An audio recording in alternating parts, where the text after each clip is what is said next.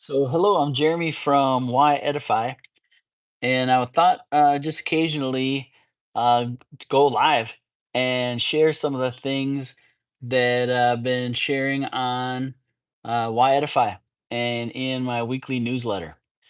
And so this week, I thought I would share my newsletter I sent out this past Friday called The Story That We Tell Ourselves. And the whole idea is learning about metacognition, the ability to think about our thinking, and how this can help us rewire negative self talk, reframe daily challenges, and then also try to model a growth mindset for our students. And so, if you are a teacher or someone who's just interested in applying some of these concepts to your life, think that you'll find some good things in this week's newsletter. This is the second newsletter I've got in a four-part series about mindset shifts for teachers. And next week, the episode will be about exploring how we can go from scarcity to abundance in our thinkings. And so, start off with a quote this past week, and it doesn't have an attribution, but the quote just says, "Don't believe everything that you think." I think is pretty good advice. Now, all of us, every teacher has an inner voice, and that runs in the background thoughts throughout the day. Sometimes this voice cheers us on, but often it does some criticizing and it magnifies our mistakes. And it says things like, "I'm not doing enough for my students," or "I'll never catch up on my grading," or "Everyone else seems to have figured it out but me." And these thoughts in a moment they feel true, but they're just stories and they really aren't facts.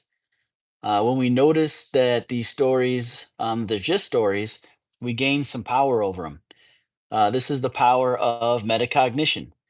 It gives us a little power to step back from our thoughts and to see things more clearly. Modern psychology calls it cognitive reframing. Now, whatever the label, it's the same process. You become the narrator of your story instead of just a character who is being tossed around by the plot. Now, in the classroom, this shift can change everything. Instead of "I'm failing at this," we can reframe it by saying things like, "Today was hard, but I learned what didn't work." I got many days teaching where I have learned what didn't work. Or "I had a tough class, but tomorrow I've got another chance." Or "This student isn't responding yet, but I'll keep trying." And all of those things are a great way to reframe some of the common challenges we face as teachers. Now, the same thing applies outside of the classroom. Our inner dialogue doesn't just stop when the bell rings, it'll follow us home. It'll whisper judgments about parenting and relationships and goals, saying things like, "I should be further along by now," or "I am not disciplined enough." This is a whisper I hear a lot. Or "I always mess things up." These stories are often inherited from old experiences, expectations, or comparisons. But the truth is, we can rewrite them. And rewriting your story, it doesn't mean pretending everything is fine. It means choosing language that empowers growth over shame. And we can replace it kind of like this. Instead of "I'm behind," we could say "I am in progress." Or we can replace "I failed" with "I learned something valuable." Or "I can't handle this" with "I'm learning how to handle this."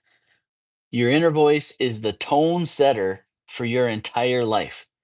The more compassionate and truthful it becomes, the stronger you grow. So here's just try this for one day. Okay, pay attention to your inner dialogue. And when you notice something harsh or limiting, one of those thoughts, just pause and ask, "If a friend said this about themselves, how would I respond?" And then just write a kinder version and start using it with yourself. So we'll end this stream with reflection. And reflection is just what story have you been telling yourself lately that no longer serves you? How can you rewrite it into something more honest and encouraging? So, till next time, with gratitude, this is Jeremy again from Why Edify, and I always end with an invitation for my teacher friends. If you want to dig into things like this, if you want to join a community where we all support each other and becoming happier, healthy, and stronger, check out the Strong Teachers Lounge. You can search for that right now, and it'll pop right up. It's a school community. It's free for all of our founding members. That hopefully will be you, and have a great week. Till next time, take care.